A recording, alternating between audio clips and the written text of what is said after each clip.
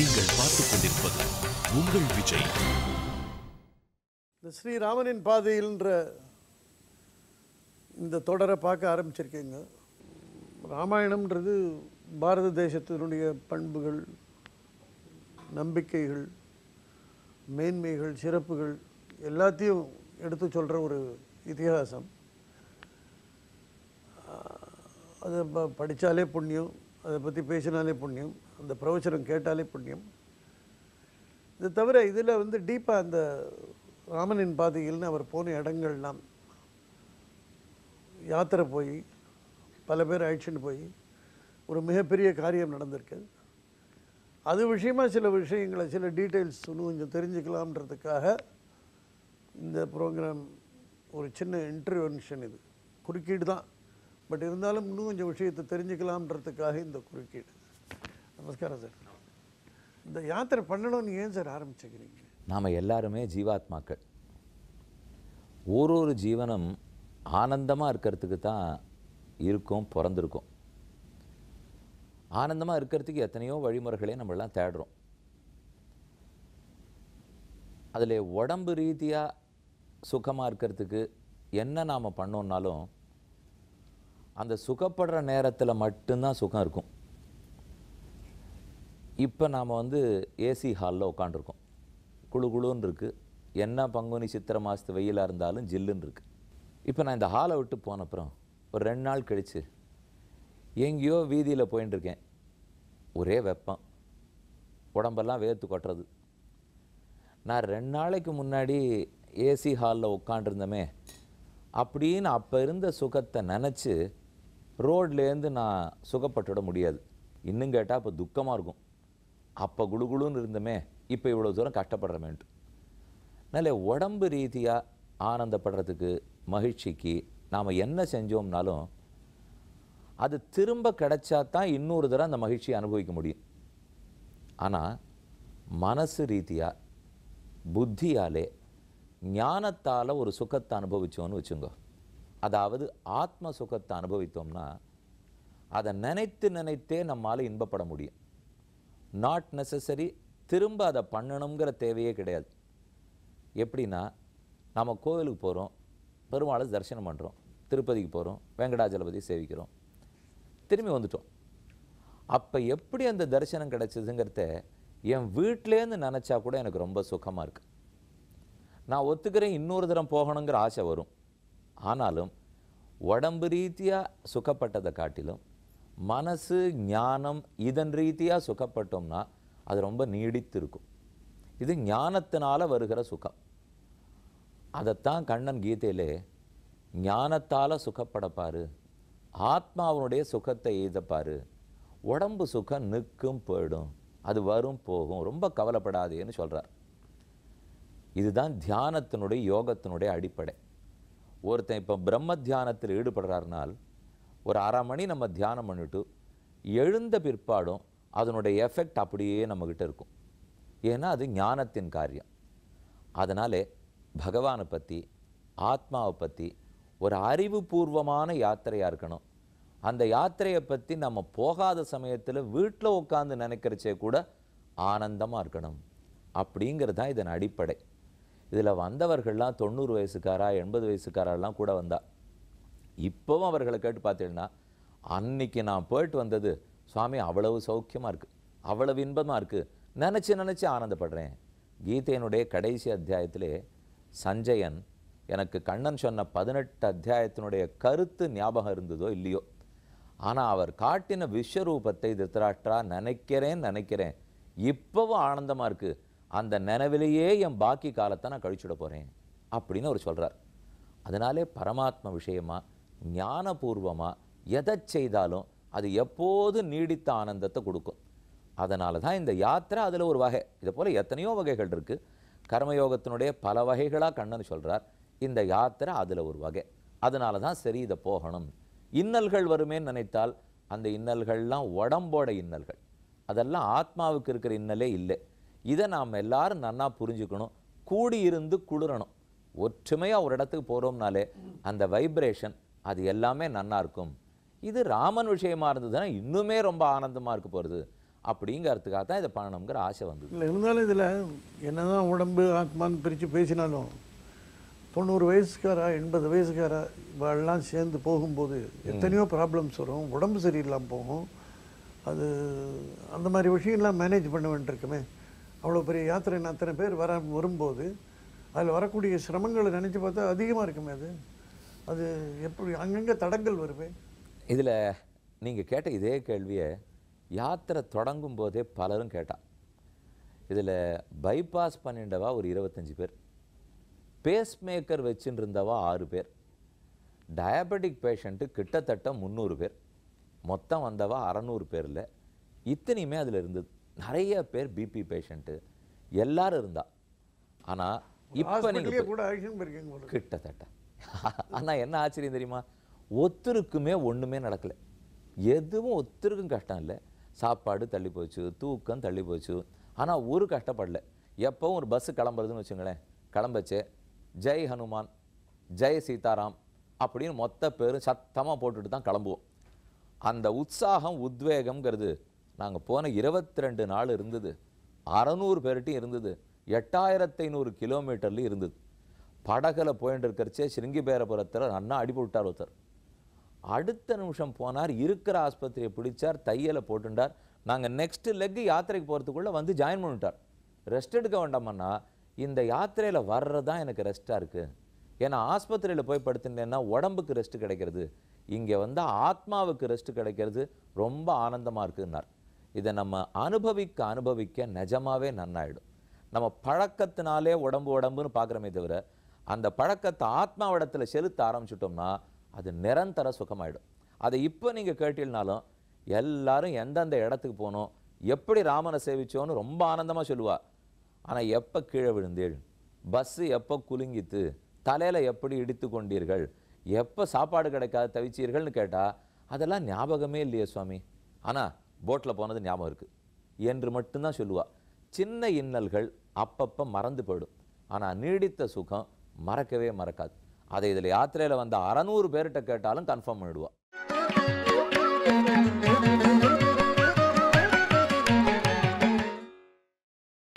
நீங்கள் பார்த்துக் கொண்டிருப்பது உங்கள் விஜய். இத்தனை பேர் ஆயிடுச்சுன்னு இந்த இடங்களுக்கு தான் போகணும்னு எப்படி சூஸ் பண்ணீங்க? அதுதான் ஒரு நிஜமாக ராமனுடைய அருள்னு தான் சொல்லணும். சீதாராமர்களால் தான் அது நடந்தது. முதல்ல ராமாயணத்தை முழுக்க எந்தெந்த சர்க்கத்திலெல்லாம் பாதையை பற்றி டைரக்ஷனை பற்றி வால்மீகி சொல்லியிருப்போம் அதெல்லாத்தையும் எடுத்து நோட் பண்ணி வச்சுட்டோம். கிட்டத்தட்ட ஒரு வருஷம் ஆச்சு. ஏன்னா எல்லா 500 சர்க்கங்களுக்கு மேலே இருக்குது. மொத்தத்தையும் பார்த்து எங்கெல்லாம் டைரக்ஷன் சொல்லியிருக்காரோ அதெல்லாத்தையும் நோட் பண்ணி வச்சுட்டோம். நம்ம தமிழ் கம்பராமாயணத்தை பார்த்துட்டோம். துளசிதாசருடைய ராமச்சரித்த மானஸை பார்த்தோம். இன்னும் வித்தியாசப்படுறது கொஞ்சம் கொஞ்சம். இதில் சில நிகழ்வுகளில் வித்தியாசப்படுறது, ஆனால் இடங்களில் எதுவுமே வித்தியாசப்படலை. நமக்கு இந்த யாத்திரையினுடைய குறிக்கோள் வந்து இடம். அதனால் அது வரைக்கும் எடுத்துனுட்டோம். இப்போது சீதையை ராவணன் தூக்கி கொண்டு போனான்னு சொன்னால் அவளை பிடிச்சி தூக்கின்னு போனானா இல்லை பூமியோட பேர்த்து கொண்டு போனானா அப்படிங்கிறதுல வேறுபாடு இருக்கலாம். இதை போல் 2-3 இடத்துல வேறுபாடு இருக்கலாம். ஆனால் எங்களுடைய நோக்கம் வந்து இடத்துல போகிறது ராமன் திருவடி எங்கே பட்டது அப்படிங்கிறதுல போய் பாராயணம் பண்ணிட்டு வருது. அதனால் இந்த கஷ்டம் எங்களுக்கு அதில் வரல. முதல்ல இந்த 3 புஸ்தகத்தை நல்லா ஆராய்ஞ்சிட்டோம். அடுத்தது அன்னைக்கு நம்முடைய ஏன்ஷியன்ட் இந்தியாவினுடைய ஜாகிரஃபியை எடுத்து பார்த்துக்கிறோம். அப்படின்னா அன்றைக்கி ரிவர்ஸ் எங்கே ஓடிந்தது, நதிகள்லாம் எங்கே இருந்ததோ கொஞ்சம் கோர்ஸ் எல்லாம் மாறுறது. ஏன்னா பல்லாயிரம் ஆண்டுகள் ஆரச்சு அதெல்லாம் மாறுறது. இப்போ நாம ஏன்ஷியன்ட் இந்தியாவினுடைய மேப்பு வேறையாக இருக்கும். இப்போது மெடிவல் இந்தியாவினுடைய மேப்பு அது வேறையாக இருக்க போகிறது. கான்டெம்பரரி இன்றைக்கி வேறையாக இருக்கும். இந்த மேப்ஸ் எல்லாம் எடுத்து வச்சு ஒன்றுக்கு ஒன்று எங்கே முரண்படுறாப்புல இருக்கோ அதுக்காக சில ரிசர்ச் பப்ளிகேஷன்ஸுக்கெல்லாம் போகணும். அதெல்லாம் ரொம்ப ஹெல்ப் பண்ணிது. For example sir George Cunningham அப்படின்னு ஒருத்தர் ஒரு பெரிய புக் அதில் பப்ளிஷ் பண்ணியிருக்கார், ஏன்ஷியன்ட் ஜியாகிரஃபி ஆஃப் இந்தியான்னுட்டு. அதை மிஸ்டர் மசூம்தார்னு ஒருத்தர் எடிட் பண்ணி ரொம்ப நன்னா போட்டிருக்கார். அந்த புஸ்தகத்துலேருந்து நிறைய இன்ஃபர்மேஷன் கிடச்சிது. அதுக்கப்புறம் ஸ்ரீமான் விடி ராமசுவாமின்னு ஒருத்தர் ஸ்ரீராம பாத யாத்திரா அப்படின்னு அழகான ஒரு புஸ்தகம் போட்டிருக்கார். அந்த புஸ்தகத்துலேருந்து இதில் இன்ஃபர்மேஷன்லாம் கிடச்சிது. அதுக்கப்புறம் எங்கள் அப்பாவுடைய கூட ரொம்ப நாள் முன்னாடி தெரிஞ்சவர் ப்ரொஃபஸர் டேனியல் ஸ்மித் அப்படின்னு ஒருத்தர் அமெரிக்காவில் வசிக்கிறவர். அவர் நாங்கள் யாத்திரைக்கு போன 20 வருஷத்துக்கு முன்னாலே இந்தியாவில் வந்து 2-3 வருஷம் தங்கி இந்த மொத்த இடத்தை பற்றி காம்பஸை வச்சுருந்து அட்லஸ் வச்சுருந்து மொத்தத்தையும் ரிசர்ச் பண்ணி ட்ராவல் நோட்ஸ் போட்டு வச்சுருந்தார். இதில் ஆச்சரியம், 20 வருஷம் கழித்து நான் அவருக்கு மெயில் அனுப்பிச்சு கூப்பிட்டு கேட்குறேன் உங்களுக்கு தான் உபயோகப்படுமான்னு. கரெக்டாக அந்த நோட்ஸ் முழுக்க இம்மி பேசாகாமல் எடுத்து அனுப்பிச்சிட்டார். எப்போ எழுதி வச்சது, அவளை ஒழுங்காக ஆராய்ச்சி பண்ணியிருந்தார். அது ரொம்ப தூரம் எங்களுக்கு ஹெல்ப் பண்ணிது. இருந்தாலும் கொஞ்சம் லூஸ் சென்ஸ் இருந்தது. சில சிலத்தெல்லாம் எங்களால் சேர்க்கறதுக்கு முடியல. நம்ம சென்னையை சேர்ந்த ஒரு பிள்ளை, ஒரு யூத், அவர் வந்து லா படிக்கிறதுக்காக லண்டனுக்கு போயிருந்தார். தெரிஞ்சவருங்கிறதுனால கரஸ்பாண்ட் பண்ணிட்டு இருக்கிறச்சே இன்னென்ன இடத்துல மட்டும் இன்னும் சரியாக புரியலப்பா அப்படின்னு அவங்ககிட்ட என்னுடைய கஷ்டத்தை என்னன்னு எடுத்து சொல்லுண்டேன். 2 நாள் கழிச்சு அந்த பிள்ளை ஃபோன் பண்ணார். நான் இந்த இடத்துல இருக்க ஒரு பெரிய லைப்ரரி இருக்கு சுவாமி, அங்கே போய் நீங்கள் எதுக்காகவோ நான் போயிருந்தேன் லா புக்கு பார்க்கறதுக்காக, நீர் சொன்னத்தை ஞாபகம் வச்சுன்னு பார்த்தேன். அப்போ இந்த இடத்துல F.E. பர்கிட்டர் அப்படின்னு ஒருத்தர் ரிலீஸ் பண்ணியிருக்கிற ஒரு அழகான புக்கு எனக்கு கிடச்சிது. அது புக்காக கூட இல்லை, மேனஸ்கிரிப்டை டைப் பண்ணி அப்படியே வச்சுருக்கா, அதை கொடுக்க மாட்டாளாம். நான் கேட்டு பர்மிஷன் வாங்கி ஜெராக்ஸ் எடுத்து அனுப்புகிறேன். உங்கள் கேள்விகள் அந்த லாஸ்ட்டு பாயிண்ட்டுக்கெல்லாம் அதில் விட காப்பில் இருக்குன்னா உடனே அதை எடுத்து அனுப்பிச்சு பார்த்தா சரியாக நமக்கு தேவையானது எல்லாம் அதில் இருந்துடுது. அதனால் பல ஆங்கில பப்ளிகேஷன்ஸு, நம்ம தமிழில் இருக்கிற பப்ளிகேஷன், மேப்ஸ் எங்கெங்கே இருக்குமோ இதெல்லாம் ஒரு பக்கம் முதல்ல ரெடி பண்ணி வச்சுருந்து தியரட்டிக்கலாக புக்கில் எல்லாம் சரியாக இருக்குது அப்படின்னு படிச்சுன்னுட்டோம். ஆனால் அந்த புக்கில் இருக்கிறது இன்றைக்கி அந்த இடத்துல இருக்கான்னு போய் பார்த்தா தானே தெரியும். அதனால் அதுக்கு ஒரு பைலட் டீம் ரெடி பண்ணும், ஒரு 4 பேர் கொண்ட டீம். முதல்ல இதில் படித்தது எல்லாத்தையும் அவளுக்கு சொல்லி கொடுத்து ட்ரெயின் பண்ணி அவர்களை வடநாட்டுக்கு அனுப்பிச்சு அவள் ஓரோட இடமா தேடின்னு போய் உள்ளூர் வாசிகள், அங்கே இருக்கிற கோயில் அர்ச்சகாள், அங்கே இருக்கிற வயசான யோகிகள், ஏன்னா இது பாதி காட்டில் இருக்குது மலையில் இருக்குது, அதனால் தேடின்னு போகிறதுக்கு மிருக பயம்லாம் இருக்குது, ராத்திரி வேளையானால் எங்கேயுமே போக முடியறதில்லை. அதனால் இது எல்லாத்தையும் அவள்கிட்ட போய் வெரிஃபை பண்ணிட்டு கொஞ்சம் அப்புறம் அப்படி ஃபைன் டியூன் பண்ண வேண்டியிருந்தது. ஏன்னா இது இப்படியே அந்த இடத்துல கிடைக்கல. அதை ஃபைன் டியூன் பண்ணி ஒரு ஒரு ஒரு பிக்சர்னு வரும்போது எங்களுக்கே ரொம்ப ஆனந்தமாக இருந்தது.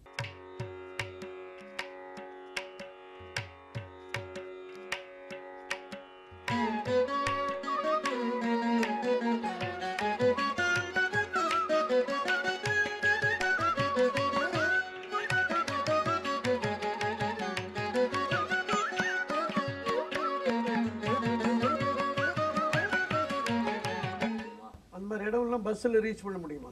பஸ்ஸில் போயிருக்கோம், போட்டில் போயிருக்கோம், டிராக்டரில் போயிருக்கோம், நடந்து போயிருக்கோம். இத்தனை மோட் ஆஃப் டிரான்ஸ்போர்ட்டையும் உபயோகப்படுத்தினா தான் இதில் சில இடங்களுக்கு போக முடியும். நாங்களே டெம்பரரி பிரிட்ஜெல்லாம் கட்டியிருக்கோம். அதுக்கு வேண்டியவா சகாயம்லாம் பண்ணால் அதை பண்ணி அந்த பிரிட்ஜெல்லாமும் தாண்டி போயிருக்கோம். 6 ட்ரெயின்கள் மாறி மாறி போனோம். 14 பஸ்ஸு எங்கள் 600 பேருக்கே தேவைப்பட்டது. கொஞ்சம் இந்த பிரயாணம்ங்கிறது பார்த்தால் டிடிஎஸ்ன்னு நான் சொல்லுவேன். ஆனால் போய் அந்த இடத்த சேவிக்கிறச்சே இயற்கை கொஞ்சம் கூட மாறலை. ஏன்னா போகிறதுக்கு எவ்வளோ கஷ்டமாக இருக்கோ அப்போ அது நகரம் ஆகிடாது. போகிறதுக்கே எவ்வளோ கஷ்டமாக இருக்கே. இப்போ ஜட்டாயு மோட்சம் கொடுத்த ஸ்தலம் இருக்குது, தாக்கேத்துன்னு மகாராஷ்டிராவில் இருக்குது. இப்போது நம்ம நாசிக் பஞ்சவட்டியிலேருந்து இகத்புரி போகிற ரோட்டில் இருக்குது. அந்த இடத்துக்கு ரொம்ப கஷ்டப்பட்டு போகணும். போயிட்டு சுற்று வட்டாரத்தில் ஒரு 3 கிலோமீட்டருக்கு எலக்ட்ரிசிட்டியே கிடையாது, எந்த டெலிஃபோனும் கிடையாது. அந்த மாதிரி இடத்துக்கு போயிருக்கிறச்ச துளி கூட இயற்கை மாறவே இல்லை. நம்ம எங்கெங்கேயோ லட்சக்கணக்கில் செலவழித்து மலைவாச ஸ்தலத்துக்கு போகிறோம், வெக்கேஷனுக்கெல்லாம் போகிறோமே, இந்த மாதிரி இடத்துக்கு செலவே கிடையாது. வந்தோன்னா அவ்வளவு நல்லா இருக்குது இயற்கை, ரொம்ப சரியான அட்மாஸ்பியர். சித்திரக்கூட்டமே இப்போவும் அப்படி தான் இருக்குது. அதனால் இதை போல் நல்ல அனுபவங்கள்லாம் கிடச்சிது. எப்படி அதெல்லாம் மாறாமையே இருக்குன்னாக்க இப்போ இருக்கிற டெவலப்மெண்ட்டில் எல்லா லேண்டையும் கிடைச்சதெல்லாம் யூஸ் பண்ணுறோம். அக்ரிகல்ச்சர் லேண்டையே அர்பன் லேண்டாக மாற்றிக்கிறான், கட்டடம் கட்டுறான் அப்படின்னு இருக்கும்போது இதெல்லாம் மட்டும் எப்படியே இருக்குன்றீங்க? ஃபாரஸ்ட் லேண்டாக எல்லாம் நிறைய ஃபாரஸ்ட் லேண்டு, மவுண்டன் லேண்ட் தான். இன்னொன்று, ராமன் தன் இடத்தையும் பார்த்துக்கிறாருன்னு தான் நான் சொல்லணும். ஏன்னா அவருக்குன்னு அவருடைய இடம் புண்ணியஸ்தலம். இந்த தேசம் ராமன் ஆண்ட தேசம். ராஜாராமன் தான் இந்த தேசத்துக்கு ராஜாவாக இருக்கணும்னு எல்லாருமே ஆசைப்பட்டது. அப்படி இருக்குச்சே கண்டிப்பாக அதுக்குன்னு இருக்கிற சாநித்தியம், அந்த டிவினிட்டி, அந்த சாங்டிட்டி அவ்வளோ சுலபத்தில் போயிடாது. இருந்தாலும் இது அத்தனை 1000 வருஷத்துக்கு முன்னாடி இருந்தால் போல தான் இப்போ இருக்குதுன்னு நான் சொல்ல மாட்டேன். இன்றைக்கி இருக்கிற மாறுதல்கள் இருந்தாலும் நாம் பார்க்குற நகரத்துக்கு அது ஃபார் பெட்டர். அது வரைக்கும் ரொம்ப நல்லா தான் இருக்குது. அப்படி பார்த்தீங்கன்னா உத்தரப்பிரதேசத்துலேயும் பீகார்லேயும் இன்னும் கிராமங்கள்லாம் இந்த நகரத்தினுடைய வளர்ச்சி வந்துவிடலை. வளர்ச்சி வரணும், ஏன்னா சமுதாயம் முன்னேறி ஆகணும், வளர்ந்து தான் ஆகணும். ஆனால் எது பழமை வாய்ந்த இடங்களோ அதை ஜாகிரதையாக அப்படியே பார்த்துனுட்டு மற்றதை வளர்த்தோம்னா அது நல்லாயிருக்கும். அதைத்தான் எல்லா நாட்டிலையுமே இப்போ பண்ணுறா. எது ஏன்ஷியன்ட்டு, எது ஹிஸ்டாரிக்கல் இம்பார்ட்டன்ஸ் இருக்கோ அதை அப்படியே பாதுகாத்துப்போம். மற்றபடி மக்கள் வளர்கிறதுக்குன்னு இடத்த ஒதுக்கிறது, அங்கே ஃப்ளாட்டு கட்டலாம், தொழிற்சாலை பெருக்கலாம், எல்லாத்தையும் பண்ணலாம். எல்லா இடத்தையும் மாற்றாமல் இருக்கிறது தான் எல்லாருக்கும் நல்லது. பட் ராமர் போன அதே இதுன்னா அதே ஆர்டரில் போனீங்களா ஒரு இடத்துக்கு? இல்லை இடத்துக்கு ஆர்டர் கொஞ்சம் மாற்றினீங்களா வசதிக்காக? கடைசி நிமிஷம் வரைக்கும் ஆர்டர் மாற்றலை. ஏன் சொல்ல வரேன்னா, கல்யாணம் பண்ணிக்க போகிறதுக்கு அயோத்தியாலேருந்து கிளம்பி சித்தாசிரமத்துக்கு போயிட்டு அங்கிருந்து நேபாளம் விதேகராஜத்துக்கு போனார். ஜனகபுரியில் போய் சீதைக்கு கல்யாணம் பண்ணிட்டார். 12 திரும்ப அயோத்திக்கு வந்துட்டார். வந்த பிற்பாடு 12 வருஷம் கல்யாணமாகி அவள் சுகமாக நாட்டில் தான் இருந்திருக்கா. அதுக்கப்புறம் தான் பட்டாபிஷேகத்துக்கு நாள் குறிக்க கை கேட்டு கிளம்பி வந்தது. நாங்களும் நேராக இதே ரூட்டில் போய் சீதா கல்யாணத்தை ஜனக்புரியில் முடிச்சுட்டு அங்கிருந்து நேராக நாங்கள் அலகாபாத் சிங்கிபேரபுரம் போயிருக்கலாம். பட் நாங்கள் திரும்ப அயோத்திக்கு தான் வந்தோம். எவ்வளோ தூரம்னா, பொண்ணு மாப்பிள்ளை அழைச்சிட்டு திரும்ப ஊருக்கு போனோம். கல்யாணம் ஆயிருக்கு. எங்கள் எல்லாருக்குமே ஏதோ நம்ம பொண்ணு மாப்பிள்ளை கூட கூட்டின்னு போகிற மாதிரி தான் இருந்தது. அதனால் அழைச்சிட்டு திரும்ப அயோத்திக்கு போய் நாங்களும் ஒரு நாள் கல்யாணம் ஆன களைப்பில் ரெஸ்ட் எடுத்தோம். ரெஸ்ட் எடுத்துட்டு தான் அதுக்கப்புறம் மறுபடியும் கிளம்பினோம். என்ன ஒன்றா அவர் 12 வருஷம் கழித்து கிளம்பினார். நாங்கள் மறுநாள் கிளம்பிட்டோம். ஆனால் நாங்கள் லங்கைக்கு போகலை. ஏன்னா அதுக்கப்புறம் அது பாஸ்போர்ட் இருக்கணும், விசா இருக்கணும். அது என் கூட வந்தவா எல்லாரெலாம் பல பேர் கிடையாது. அதனால் ராமேஸ்வரம் திருப்புல்லானி வரைக்கும் போயிட்டு அங்கேயும் திரும்ப ஸ்ரீரங்கத்துக்கு வந்து பட்டாபிஷேக சர்க்கம் வாசி முடிச்சுட்டோம்.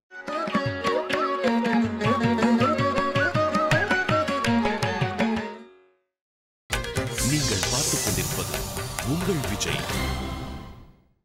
தமிழ்நாட்டில் எவ்வளோ? ராமேஸ்வரம் மட்டும்தானே? தமிழ்நாட்டில் ஹனுமார் வந்து தாவினார் இல்லையோ, அது மகேந்திரகிரின்னு ஒரு பர்வதம். அது இன்றைக்கி நம்ம பொதியமலையினுடைய சதர்ன் டிப்பு, அங்கிருந்து அவர் தாண்டியிருக்கார். ஸோ அந்த இடம் ஒரு இடத்துக்கு போனோம். அப்புறம் ராமேஸ்வரத்துக்கு வந்தோம். இந்த 2 இடம் தான் தமிழ்நாட்டில். பட் இந்தியா பூரா கவர் ஆகுது இது. இது கிட்டத்தட்ட 8000 கிலோமீட்டர். மொத்தம் பார்த்தோன்னா உத்தரப்பிரதேசத்தில் இருக்கிற அயோத்தியாவில் ஆரம்பிக்கிறோம். அங்கிருந்து பீகார் போகணும், அங்கே தான் சித்தாசிரம். அங்கிருந்து இன்றைக்கி இருக்கிற நேபாளம், அப்போல்லாம் அதுக்கு மிथिला தேசம்னு ஒரே பேராக இருந்தது. இன்றைக்கி இருக்கிற நேபாளில் ஜனக்புரி போகணும், திரும்ப உத்தரப்பிரதேசம் வரணும். அதுக்கப்புறம் கிளம்பி யூபி மத்திய பிரதேசனுடைய பார்டர் தான் சித்திரக்கூடத்துக்கு போகணும். அங்கிருந்து காட்டு மார்க்கமாக மகாராஷ்டிரத்துக்கு போய் நாசிக் பஞ்சவட்டி போகணும். மகாராஷ்டிரத்துலேருந்து தெற்கு நோக்கி வந்து லோனாவாலாலாம் ஏறி இறங்கி கிஷ்கிந்தான்னு கர்நாடகத்துக்குள்ளே வரணும். அங்கிருந்து மைசூர் பக்கத்தில் கொடகு பக்கத்தில் இருக்கிற லக்ஷ்மண தீர்த்தம். அங்கிருந்து தமிழகத்துக்குள்ளே வந்து திருக்குறுங்குடி தெற்கு கோடியில் இருக்கிற மகேந்திரகிரிக்கு போயிட்டு அப்படியே ஈஸ்ட் கோஸ்ட்டுக்கு வந்து ராமேஸ்வரத்துக்கு வந்து முடிக்கணும். அதனால் இது இத்தனை இடத்தை தாண்டி தான் ஆகும். எல்லா இடத்துக்கும் அதே பேர் தான் இருக்கா? இன்றைக்கி பேர்லாம் மாறுபடுறது. பழைய பேர் தாராளமாக எல்லாருக்கும் தெரியுது. ஆனால் கூடவே ஒரு புது பெயரும் உள்ளது. பழைய பேர் தெரியாமலே இல்லை, எல்லாருக்கும் தெரியுது. சரி, அதிக பிரசங்கத்தனமாக நினச்சிக்காதீங்க. ஆனால் இதெல்லாம் நிஜமாக நடந்ததுன்னு எப்படி நம்புறது? ராமாயண கதை அப்படின்னு தான் சொல்கிறோம் இல்லையா? கதைன்னு சொன்னாலே நாம இட்டு கட்டி கற்பனை பண்ணி எழுதினது தான் கதை அப்படின்னு ஒரு தவறான கண்ணோட்டம் இருக்குது, எண்ணம் இருக்குது. இப்போ வடக்கெல்லாம் பிரவச்சனம்லாம் பண்ணுறா பாருங்க, போடுறச்சே ராமாயண கதா, பாகவத் கதா. இப்போ இங்கெல்லாம் உபன்யாசகர் கதா காலக்ஷேபம் பண்ணுறவர்னு ரொம்ப நாளாக பேச்சு உண்டு இல்லையா? அப்படின்னா கதை சொல்கிறோம்னு சொன்னால் உண்மை கதையும் உண்டு, கற்பனை கதையும் உண்டு. கதா என்னும் சொல்லுக்கே கற்பனை கதைங்கிற அர்த்தம் வந்துவிடாது. ஆனால் இது உண்மையினால் காலத்தால் மிகவும் பிற்பட்டு இருக்கிறது, ரொம்ப முற்பட்டு இருக்கிறது. என் கண்ணுக்கு ஒன்று தெரியல, இன்றைக்கி நான் பார்க்கலேங்கிறதுக்காக அது அத்தனை இல்லைன்னு சொல்லிட முடியாது. ஃபார் எக்ஸாம்பிள், இங்கே எத்தனையோ நுண்ணிய கிருமிகள்லாம் இருக்கலாம், என் கண்ணுக்கு தெரியல, ஆனால் மைக்ரோஸ்கோப்புக்கு தெரியறது இல்லையா? இன்னொரு கண்ணுக்கு தெரியறதே என் கண்ணுக்கு தெரியலேங்கிறதுனால அந்த வஸ்துவே இல்லை, மேட்டரே போய் என்று சொல்லக்கூடாது. மற்ற பேருடைய கண்ணுக்கு தெரிஞ்சிருக்கா, உண்மையை நான் ஏற்றுக்கணும். அன்லஸ் என்னால் ரெஃப்யூட் பண்ணி அது கிடையாதுன்னு டிஸ்ப்ரூவ் பண்ண முடியணும். அதை நான் டிஸ்ப்ரூவ் பண்ணுற வரைக்கும் அவர் சொன்னதை நான் ஏற்றுன்னு தான் ஆகணும். இது நம்ம என்னுடைய தாத்தா இதே அயோத்திக்கு போயிருக்கார், அவர் தாத்தா அதே அயோத்திக்கு தான் போயிருக்கார். அப்போ அந்த தாத்தா சொல்லிட்டு போனது தான் என் தாத்தா சொல்லியிருப்பார், என் தாத்தா சொன்னது தான் எங்கள் அப்பா சொல்லியிருப்பார். ஸோ நிச்சயமாக இந்த இதிகாச புராணங்கள்லையும் அதனுடைய இடங்கள்லையும் ஒரு தொடர்ச்சி இருக்குது. இந்த தொடர்ச்சி வெகு காலத்துக்கு முற்பட்டிருக்கிறதுனால நம்ம டிஸ்கவுண்ட் பண்ணக்கூடாது. இப்போ நமக்கு 100 வருஷத்துக்கு முன்னாடி இருக்கிறவா தொடர்ந்து சொன்னால் ஒத்துக்கிறோம், 200 வருஷத்துக்கு முன்னாடி இருக்கிறவா சொன்னால் ஒத்துக்கிறோம். அதே போல் 10 லட்சம் வருஷத்துக்கு முன்னாடி இருக்கிறவா சொன்னால் ஏன் ஒத்துக்கூடாது? இப்போ இதில் பெருமைப்படணும் நம்ம.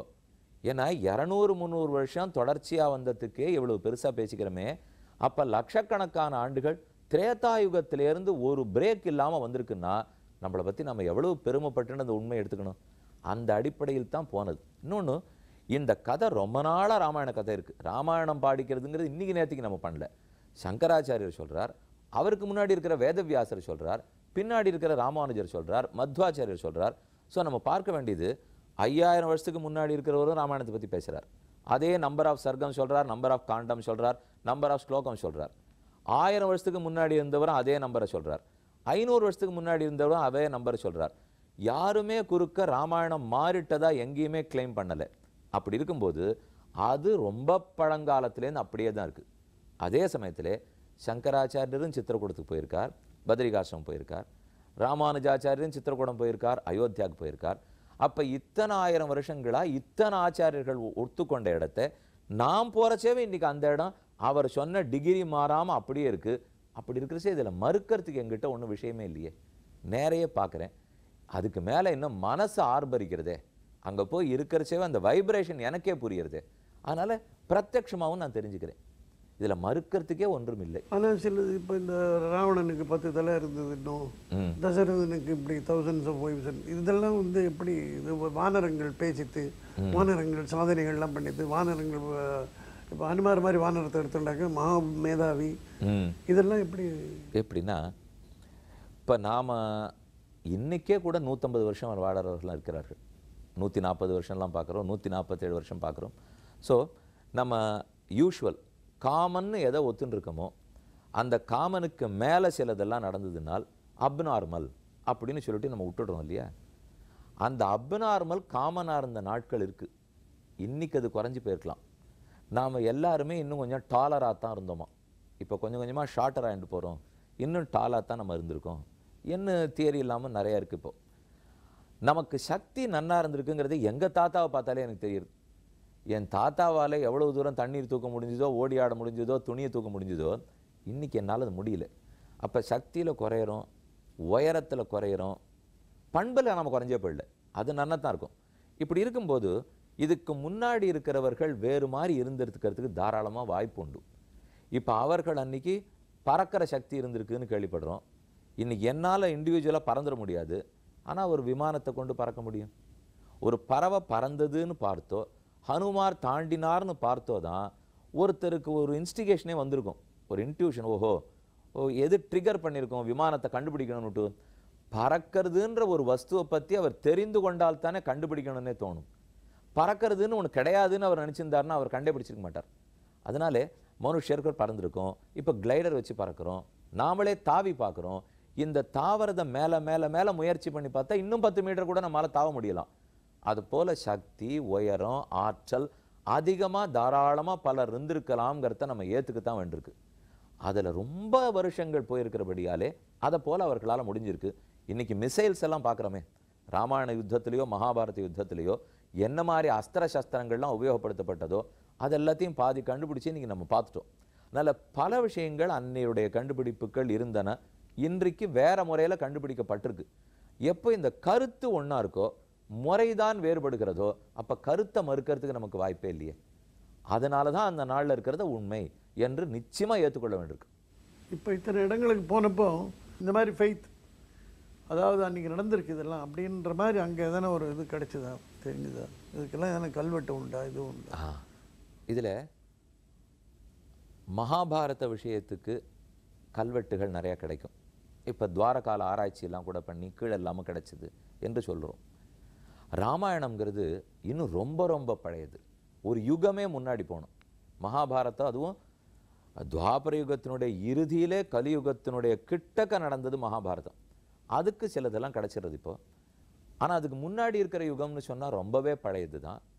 அதனாலே ஒரு கல்வெட்டு கிடைச்சதுன்னு நான் சொல்ல மாட்டேன். எங்களுக்கு எந்த விதமான, இப்போ அயோத்தியில் கூட கல்வெட்டு கிடைக்கல, ஆனால் இப்போவும் சரி எத்தனையோ ஆராய்ச்சியிலே ராமருக்கு சன்னதி இருந்திருக்கு அப்படிங்கிற அளவுக்கு தெரியுது.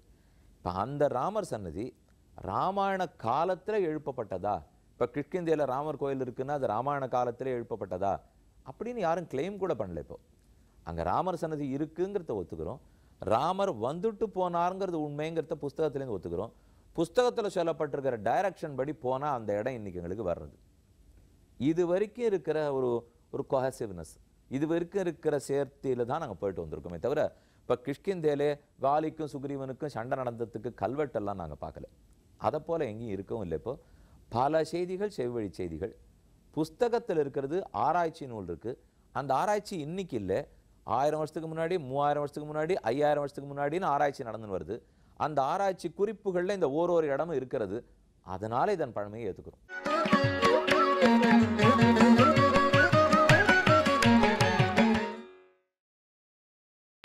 நீங்கள் பார்த்துக் கொண்டிருப்பது உங்கள் விஜய். இதுக்கெல்லாம் யாரை சேர்த்து எப்படி இது தெரியும்? நம்ம போகணும்னு நினைக்கிறவளுக்கு எப்படி தெரியும்? எப்படி இதில் எங்கள் ட்ரஸ்ட்டினுடைய மெம்பர்ஸே ஒரு 10,000 பேர் இருக்கா. அதனால் அவர்கள்ட்ட சொன்னாலே எல்லோரும் வந்துடுவா. இன்னொன்று, இதில் அட்வர்டைஸ்மெண்ட்டே பண்ண வேண்டாம். பக்தர்களுக்கு இதுக்கு போகணுங்கிற ஆசை நிறையா இருக்கும். ஆனால் எப்படி போகணும், ஒரு குரூப்பாக போகணுமே, நம்ம எங்கேயான வழி தவறி போயிடக்கூடாது, அந்த எக்ஸ்பீரியன்ஸ் நன்னா இருக்கணுமே, இப்படிங்கிற விருப்பம் தான் யாருக்கும் இருக்கும். திடீர்னு தனியாக ஒருத்தர் சீதாமரிங்கிற இடத்துக்கு போகணும், சீத்தை பிறந்த இடம் அது, அது பீகாரில் ஏதோ ஒரு கோடியில் இருக்குது, நேபாளத்துக்கு 40 கிலோமீட்டர்ஸ் முன்னாடி. அந்த மாதிரி திடீர்னு கிளம்பி போயிட முடியாது.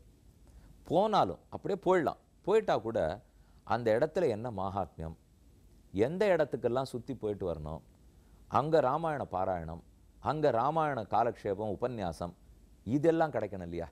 தனியாக போகிறச்சு அதெல்லாம் கிடைக்காது.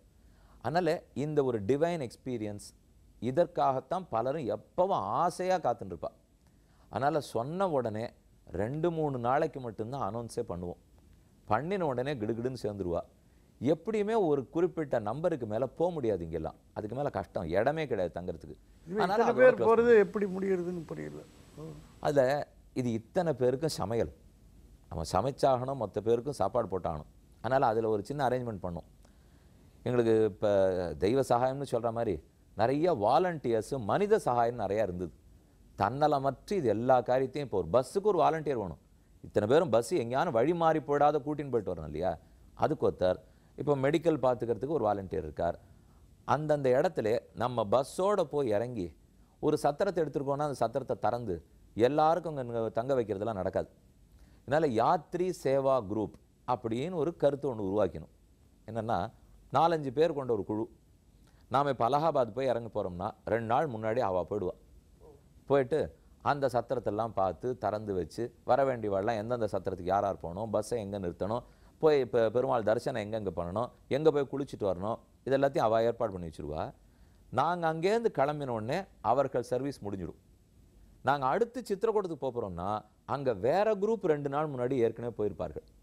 இப்படின்னா தான் அவரவர்களுக்கு சிரமம் தெரியாத செய்ய முடியும். ஏன்னா வரிசையாக அடுத்தடுத்த இடத்துக்கு போய் எல்லாரும் உழைக்கணும்னா பண்ண முடியாது. அதனால் இந்த மாதிரி ஒரு யாத்ரி சேவா குரூப்பும் ஒரு கான்செப்ட் பண்ணோம். இன்னொன்று, சமையல் குரூப் யாரோ அவர்களை 2 குரூப்பாக வச்சுக்கிட்டோம். இப்போ நம்ம அயோத்தியா போகிறச்சே 2 நாள் முன்னாடி போய் அவர்கள் சமைப்பார்கள். நாங்கள் அயோத்தியிலேருந்து கிளம்பி அடுத்தது பக்சருக்கு போகிறோம்னா அந்த குரூப் வரமாட்டார்கள். வேறொரு குரூப்பு ஏற்கனவே பக்சருக்கு போய் ரெடியாக இருப்பா. இந்த ஏ குரூப், ஃபஸ்ட்டு குரூப் இருந்து பாருங்க, அவள் 3rd பிளேஸுக்கு போயிடுவா. 2nd குரூப்பு 4th பிளேஸுக்கு வருவா. 3rd குரூப்பு 5th பிளேஸுக்கு வருவா. இப்படி இருந்தால் தான் அவளாலையும் பண்ண முடியும். ஸோ இதை போல் சில அரேஞ்ச்மெண்ட்ஸ் பண்ணிட்டபடியாலே எங்களால் போக முடிஞ்சது, சௌக்கியமாக இருக்க முடிஞ்சது. எல்லாருக்கும் திருப்தியாக இருந்திருக்கும். ஞாபகம் இருக்குமா? ராமனை நிச்சயம் ஞாபகம் இருக்கும், ஆஞ்சநேயரை ஞாபகம் இருக்கும், அந்த இடமும் ஞாபகம் இருக்கும், அங்கே கிடைச்ச டிவைன் எக்ஸ்பீரியன்ஸ் ஞாபகம் இருக்கும். நிறைய கஷ்டப்பட்டிருக்கா. நான் ஒன்றும் எல்லாரும் சுகப்பட்டாலும் சொல்ல மாட்டேன். ஃபார் எக்ஸாம்பிள், விராத குண்டம் அப்படின்னு இடம் இருக்குது சித்திரக்கூடத்துக்கு சவுத்தில். அங்கே தான் விராதன் வந்து சீத்தையை தூக்கின்னு போயிட்டார். அது காட்டிலேருந்து காட்டுக்குள்ளே 10 கிலோமீட்டர் போகணும். பல பேராட நடக்க முடியாதுங்கிறது எங்களுக்கும் தெரியும். அதனால் அங்கேயே இறங்கினோம், அந்த திசையை நோக்கி நமஸ்காரம் பண்ணோம், அங்கேயே அந்த சர்க்கத்தை பாராயணம் பண்ணோம். அங்கே லோக்கலில் இருக்கிற வாழ்க்கை தினம் உபன்யாசம் உண்டு, தினமும் உபன்யாசம் உண்டு.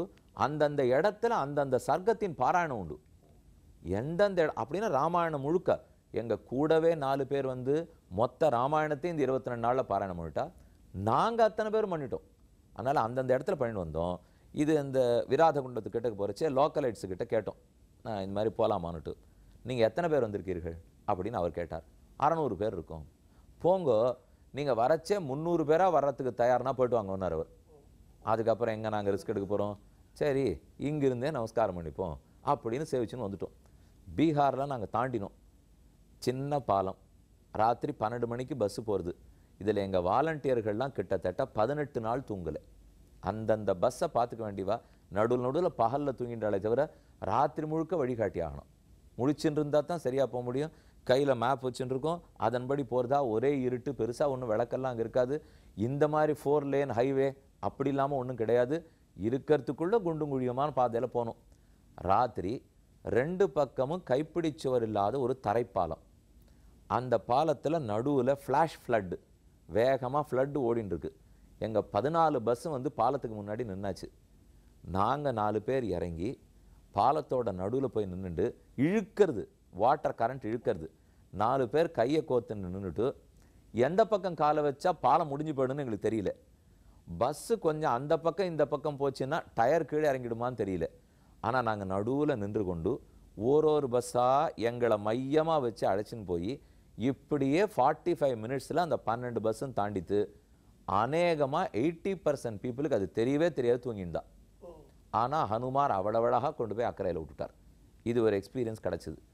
இதுக்கு அடுத்து நேபாளில் போயிட்டு இருந்தோம். எங்களுடைய லாஸ்ட் பஸ் 10வது பஸ்ஸோ 11வது பஸ்ஸோ ஞாபகம்.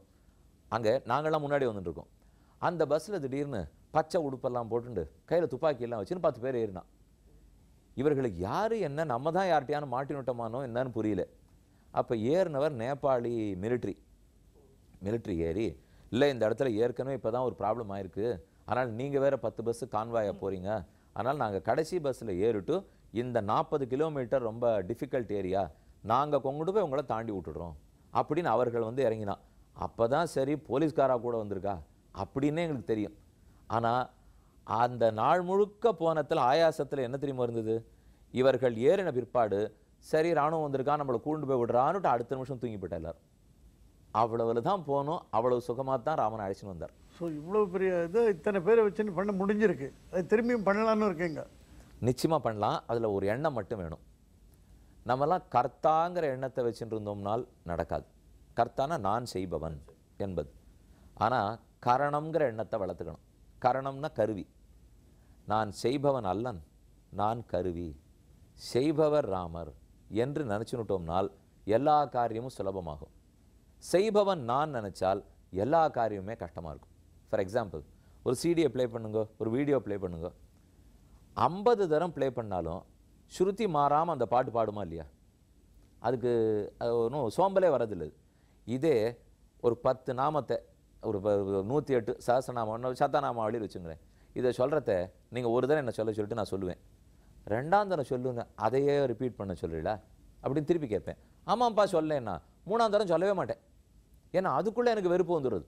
ஆனால் அந்த சிடி தான் கர்த்தான்னு நினைக்கிறது இல்லை, அது கருவி ஆகிடுறது. அதுக்கு நினைவு கிடையாது, அறிவு கிடையாது. ஆனால் அது கருவியாக என்ன மெஷினாக உழைக்கிறதுக்குன்னு கேட்குறோம் பாருங்க. அந்த மெஷினை போல் ஒரு எண்ணம் இதில் மட்டும் நமக்கு வரணும். உழைக்கிறச்சே மட்டும் அந்த எண்ணம் வந்துவிடணும். திங்க் பண்ணச்சே ஆத்மா ஞானத்தோடு திங்க் பண்ணணும். அனுபவிக்கச்சே பக்தியோடு அனுபவிக்கணும். இது இருந்ததுனால் நிஜமாக ஆனந்தமாக போயிட்டு வரலாம். எல்லாரும் கலந்துக்கலாம். வயது வித்தியாசமோ உயர வித்தியாசமோ பண வித்தியாசமோ எதுவும் இதில் பார்க்க தேவையில்லை. நீங்கள் பேசினதை பார்த்தா நிறைய பேர் வயசானவங்க தான் வந்திருப்பா போல் இருக்கு. எக்ஸல் ஒர்க் ஷீட்டில் ஆவரேஜ் போட்டு அடித்தோம் 68 ஏஜ். ஓ, ஆனால் சின்னவாழ வரலாம் இல்லையா? தாராளமாக வரலாம். வந்திருக்கிறார்கள். 12 வயசு பிள்ளை வந்திருக்கான், 24 வயசு பேர் இருந்திருக்கா, 30 வயசுக்காரா வந்திருக்கா, பல பேர் வந்திருக்கா. யாரும் வரலாம், எல்லாரும் வரலாம். ஒரு குறவும் இல்லை.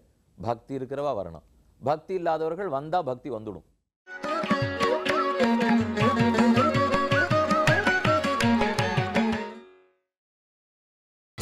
நீங்கள் பார்த்துக் கொண்டிருப்பது உங்கள் விஜய். ராமாயணம்னு எடுத்துட்டாக்க நீங்கள் இப்போ சொன்னீங்களே நடந்தது தானே. இந்த ராவணனுக்கு 10 தலை, இந்த மாதிரி இதுக்கெல்லாம் என்ன எக்ஸ்பிளனேஷன்? இதில் ஒரு பக்கம் உருவகமாகவும் வச்சுக்கலாம். கதை உண்மை, ஆனால் அது வெறும் கதையாக மட்டும் எடுத்துக்க வேண்டிய அவசியமே கிடையாது. இப்போ ராமனையே மனிதனாக எடுத்துக்கிறோமா, கடவுளாக எடுத்துக்க போகிறோமா? கடவுளுங்கிறது தான் புத்தகங்களில் சொல்லப்பட்டிருக்கு. நானும் நம்புகிறேன், நீங்கள் நம்பி இருக்கட்டும். அது நம்பாதவர்கள் கூட ராமனுடைய பண்புகளை பார்த்து கடைப்பிடித்து தான் ஆகணும். அதில் மாற்று கருத்தே கிடையாது. அந்த பண்புகளை நம்ம கடைப்பிடிக்க அவர் கடவுள்னு தெரிஞ்சு விடுவோம். முதல்ல தெரிய வேண்டிய அவசியமே கிடையாது. ஆனால் அவர் சொல்லி கொடுத்துட்டு போன பண்புகளை நான் கடைப்பிடித்தேன்னா அவர் கடவுள் தான் என்பது நானே புரிஞ்சு விடுவோம். அதே போல் நீங்கள் இப்போ கேட்டீங்க ராவணனுக்கு 10 தலைங்கிறதெல்லாம் எப்படி சொல்கிறதுன்னு, இதை பற்றி ஏற்கனவே பெரியோர்கள் விசாரித்து ஸ்லோகமே இருக்குது அதை பற்றி.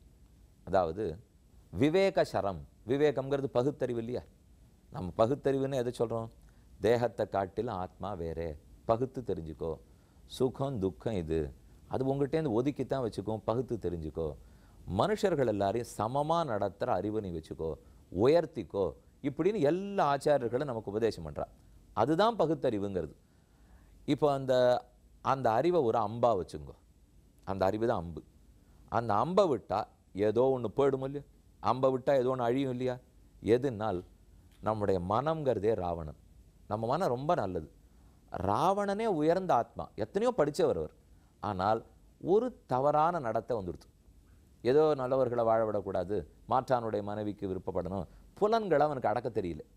அதனாலே மந்தோதரியே சொல்கிறா, ராவணன் மாண்டு கீழ் விழுந்த பிற்பாடு மந்தோதரி அழறத்துக்கு ஓடி வந்தவள், ராவணா உன்னை ராமன் ஜெயிச்சிருக்கவே முடியாது, உன்னை ராமனே ஜெயிக்கல, உன்னுடைய புலனடக்கம் இன்மை தான் உன்னை ஜெயிச்சுடுத்து, நீ அதுக்கு தான் தோத்து போயிட்டே. அதைத்தான் நம்ம ஆச்சாரியர்கள் சொல்கிறது, மனம் என்பது ராவணன். அந்த மனத்துக்கு இருக்கிற 10 தலைகள் தான் 10 புலன்கள். கண்ணு காது மூக்கு நாக்கு முதலான புலன்கள், கர்மேந்திரியங்கள். இந்த 5 10 புலன்கள் தான் ராவணனுக்கு இருக்கிற 10 தலை. மனம்ங்கிறது தான் ராவணன். இப்போ என்ன செய்யணும்? விவேக ஞானம், ஞானம் என்கிற அம்பு கொண்டு ராமன் அதை என் பேரில் எய்து அந்த ராவணனிடத்திலிருந்த தீய குணங்களை அழிச்சுடுறார். அப்படின்னா மனம் கண்ட இடத்துக்கு மேயாமல் மனத்தை நல்வழிப்படுத்துகிறார். இதுதான் இதுக்கு அர்த்தம்னு நீங்கள் புரிஞ்சுக்கணும்னு நம்ம ஆச்சாரியெல்லாம் எழுதுறா. அதனால ஒரு பக்கம் கதையாக இருக்கும், இன்னொரு பக்கம் அதற்குள்ள ஆழ்ந்த கருத்து இருக்கும். நம்ம கதைக்கு கதையும் பார்த்துக்கணும், கருத்துக்கு கருத்தை தெரிஞ்சு கடைப்பிடிக்கணும். இந்த பிரயாணத்தை ஆரம்பித்து முடிக்கிறதுக்கு எவ்வளோ நாள் இருக்குது? எத்தனை நாள் இது யாத்திரை? யாத்திரை மொத்தம் 22 நாட்கள். பாரதத்தினுடைய பல பக்கத்துலேருந்து வந்தார்கள். பெங்களூர்லேருந்து தனி ட்ரெயின், பாம்பேலேருந்து அவா ட்ரெயினில், சென்னையிலேருந்து ட்ரெயின், ஹைதராபாத்லேருந்து ட்ரெயின், கல்கட்டாலேருந்து அவரவர்கள் பொது ட்ரெயினில் ஏறி ஒரு இடத்துக்கு முதல்ல வந்து இறங்கிட்டோம். பிட்டூருங்கிற இடத்துல கான்பூரில் இறங்கினோம். அங்கிருந்து எல்லாரும் பஸ் எடுத்துனுட்டோம். திரும்ப எல்லாரும் ஸ்ரீரங்கத்து வரைக்கும் பஸ்ஸில் வந்துட்டு நடுநடுவில் ட்ரெயின்லாம் மாறினோம். அங்கங்கே வெவ்வேறு பஸ் எடுத்துனுட்டு ஸ்ரீரங்கத்தோடு முடிச்சுட்டு அப்புறம் ட்ரெயின் ஏறி அவங்கவுங்க ஊருக்கு போயிட்டாங்க. இது மொத்தம் 21 நாட்கள். இந்த மாதிரி ட்ரெயின்லாம் மாறிச்சு அந்த டைமிங் ஏற்கனவே ரிசர்வேஷன் அதெல்லாம் எல்லாம் முன்னாடி ரிசர்வ் பண்ணணும். இவா இத்தனை பேருக்கும் போய் அந்தந்த ஸ்டேஷனில் நின்று பர்மிஷன் வாங்கி ரிசர்வ் பண்ணணும். ரிசர்வ் பண்ணுறச்சே எங்கள் எக்ஸ்பீரியன்ஸில் எல்லாருமே லோயர் பர்த் வேணும் அப்படின்னு கேட்பார்கள். ஆனால் எங்களுக்கு அப்போ ட்ரெயினே அயோத்தியா வரைக்கும் நின்னா தான் முடியும். ஏன்னா இத்தனை பேருக்கு வெறும் லோயர் பர்த்தாகவே போடணும்னா அதெல்லாம் வரும். எல்லாருக்குமே பஸ்ஸில் முன் சீட்டு தான் வேணும்னு தோணும். ஆனால் இதெல்லாம் ஆரம்பிக்கச்சே 10 நாள் போனோடனே எல்லா உண்மையும் புரிய ஆரம்பிச்சிடும். அப்புறம் தன்னடையே எல்லாருமே ஒத்துண்டு எல்லாரும் விட்டு கொடுக்க ஆரம்பிச்சிடுவோம். இந்த சகிப்புத்தன்மையை யாத்திரை ரொம்ப நல்லா வளர்த்து கொடுக்கும். இந்த ராமாயணத்தில் ஒரு சின்ன சந்தேகம் எனக்கு, இந்த பட்டாபிஷேகத்தோடு தானே முடிக்கிறது வழக்கமாக இருக்குது. உத்தர ராமாயணத்தை எல்லாரும் இக்னோர் பண்ணுற மாதிரி இருக்குங்க. உத்தர ராமாயணமும் சர்வாத்மனா உண்மை. அதில் இருக்கிற அனைத்து செயலியும் ஏற்றுக்கொள்ள வேண்டிய செய்திகள் தான். ஏன்னா லவகுஷர்கள் பாடினது, ராமன் புறப்பட்டு போனது பூலோகத்தை விட்டு, எல்லாமே அதில் தான் இருக்குது. ஹனுமாருடைய பிறப்பு, அவர் வளர்ப்பு எல்லாமே அதில் தான் இருக்குது. ஆனால் பட்டாபிஷேகம்ங்கிறது ரொம்ப மங்களகரமான ஒரு காரியம். அதனால் அந்த பட்டாபிஷேகத்தோடு முடிச்சுன்னு விடுறோம். யாருக்குமே சீத்தை பிரிஞ்சு போனதோ ராமன் கிளம்பி போனதையோ ஒரு வீட்டில் எந்த ஸ்திரீயாலையுமே ஏற்றுக்க முடியாது. யார் வீட்டுக்கு ஒரு மனசு நமக்கு ஒத்துக்குமா சொல்லுங்கள்? ஏன்னா ராமன்கிறவர் நம்ம வீட்டோடு இருக்கிற ஒரு மகானுபாவனாக இருக்கார். அப்படி இருக்கிறச்சு அவரை விட்டு சீத்தை பிரிஞ்சாங்கிறதுக்கோ புறப்பட்டு போயிட்டாருங்கிறதுக்கோ என்னதான் கடவுள் நமக்கு தெரிஞ்சால் கூட நம்மோட ஒன்றிட்ட ஒன்று அவ்வளோ சுலபத்தில் ஒத்துக்க மாட்டோம். அதனால தான் பாராயணத்திலேயே அவதாரத்திலேருந்து ராமஜனனத்திலேருந்து சீதா கல்யாணத்து பட்டாபிஷேகம் வரைக்கும் அப்படின்னு வச்சுனுட்டோம். அந்த பாராயண வழக்கத்தில் இல்லாதனால தான் அந்த உத்தரகாண்டம் குறைச்சல போச்சு. இல்லைன்னா கண்டிப்பாக அதனுடைய பாப்புலாரிட்டி இருந்திருக்கும். இர்ரெஸ்பெக்டிவ் ஆஃப் பாப்புலாரிட்டி அத்தனையும் சத்தியம். அதில் இருக்கிறது அத்தனையும் ஏற்றுக்க. அகஸ்தியர் ராமனுக்கு அத்தனை கதையும் அதில் தான் சொல்கிறார்.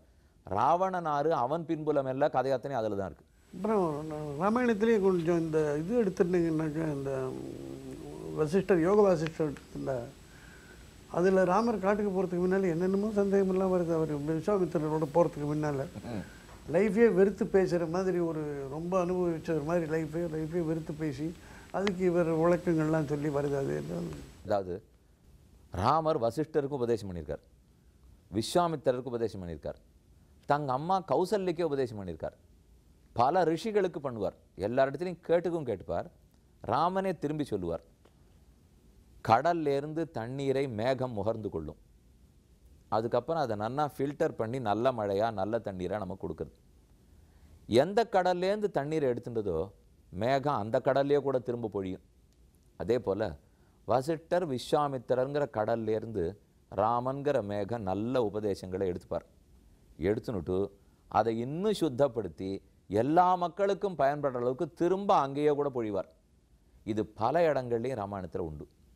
ரிஷிகள் யாருக்குமே உபதேசிக்கும் போது சரி, தங்கள் வாழ்க்கையில் ஏற்பட்ட வெறுப்பை கண்டிப்பாக சொல்லிக் கொள்வார்கள். அது ரிஷிகளுக்கு மட்டும் இல்லை, ஆழ்வார்கள் நாயன்மார்கள் பலருக்குமே அழுது புலம்புறதில் அவள் பாட்டில் நம்ம பார்த்துருப்போம்.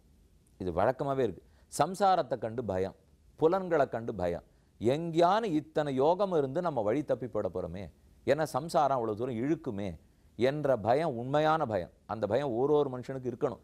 ஆனால் நம்மக்கிட்ட அந்த பயம் மட்டும்தான் இல்லை. இப்போ மற்ற எதை பற்றியோ பயப்படுறமே தவிர சம்சாரம்ங்கிற கடல் இழுக்கும், புலன்கள் தப்பான வழியில் இழுத்துன்னு போட போகிறதே, மனத்தையும் புலன்களையும் அடக்கணுமே அப்படிங்கிறதுல அவர்களுக்கு இருந்த பயத்தில் தான் அவள் பேசுகிறா. அந்த பயம் நியாயமான பயம். ஏதோ கேட்டுட்டு இருந்திருக்கேன், தப்பு இருந்தால் மன்னிச்சுக்கோங்க. அடுத்த யாத்திரை எப்போ? அடுத்த இந்த நிகழ்ச்சியை முழுக்க ராமனின் பாதையில் பார்த்து முடிச்சப்புறம் பார்த்துட்டு இருக்கிற எல்லா நேயர்களையும் ஒரு தடவை ராமன் யாத்திரை அழைச்சின்னு போகணும் அப்படிங்கிற ஆசை உண்டு. அதை ராமனு ஹனுமானன் தான் நிறைவேற்றி வைக்கணும். இந்த வருஷம் கண்டிப்பாக அந்த செப்டம்பர் அக்டோபர் மாதம் போது வேறு யாத்திரை போகிறோம். அது என்னங்கிறத அந்த பெருமாள் அனுகிரகத்தால் அது எதுன்னு ஃபைனலைஸ் பண்ண பிற்பாடு கண்டிப்பாக அதை அனௌன்ஸ் பண்ணுவோம். நீங்கள் எதுவும் யாரும் தப்பாகவே லோகத்தில் கேட்குறதே இல்லை, நமக்கு தெரிஞ்சுக்கணுங்கிற விருப்பத்தில் தான் கேட்குறோம். அன்னியிலேருந்தே அதுக்கு பதில்கள் கொடுத்துருக்கிறது தான் இந்த சனாதன தர்மத்துக்கே இருக்கிற பெருமை. எல்லாரும் நீங்களும் ஒரு தரம் கண்டிப்பாக யாத்திரையில் கலந்து கூடி இருந்து குளிரணும்னு கேட்டுக்கிறேன். நமஸ்காரம்.